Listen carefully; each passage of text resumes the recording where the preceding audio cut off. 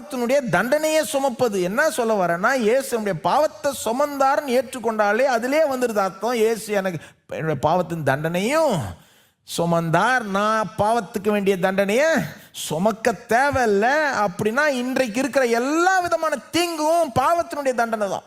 இன்னைக்கு உலகத்தில் இருக்கிற எல்லா தீங்குமே பாவத்தினுடைய தண்டனை தான். வியாதி பாவத்தின் தண்டனை, ஏழ்மை பாவத்தின் தண்டனை, குடும்பத்தில் இருக்கிற பிரச்சனைகள், கணவன் மனைவி கிடையே இருக்கிற பிரச்சனை, இதெல்லாம் பாவத்துக்கு தண்டனையாக தானே உலகத்தில் பிரவேசித்தது. இதெல்லாமே யோசித்து பாருங்க.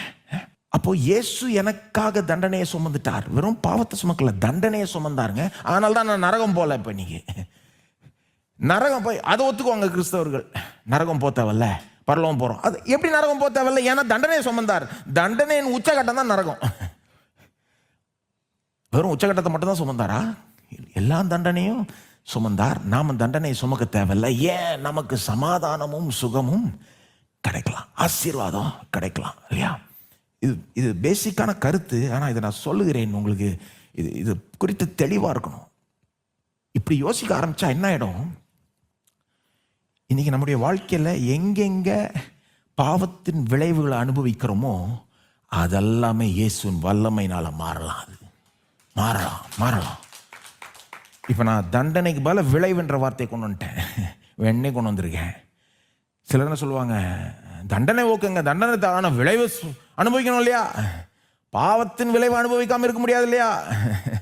தாவீதினுடைய பாவத்தை பாருங்க. தாவீது பாவம் செஞ்சா அவன் விளைவு அனுபவிக்கலையா? ஆமாங்க, அனுபவிச்சாங்க. ஆனால் அவன் அனுபவிக்கிற விளைவுல எந்த மாற்றமும் இல்லையான்னு நான் கேட்குறேன். தேவன் அவனுக்கு உதவி செய்யலான்னு நான் கேட்குறேன். அந்த விளைவையே லகுவாக்கி தரலையான்னு நான் கேட்குறேன். அவன் வாழ்க்கையை முடிச்சிருப்பான், தேவன் மட்டும் அவனுக்கு ஈஸியாக ஆக்கலனா. அதாவது உண்மைதான், எனக்கு புரியுது. சில நேரம் நம்ம செய்கிற தவறுகள், அதன் மூலமாக வருகிற விளைவுகள் தவிர்க்க முடியாமல் ஆயிடுது.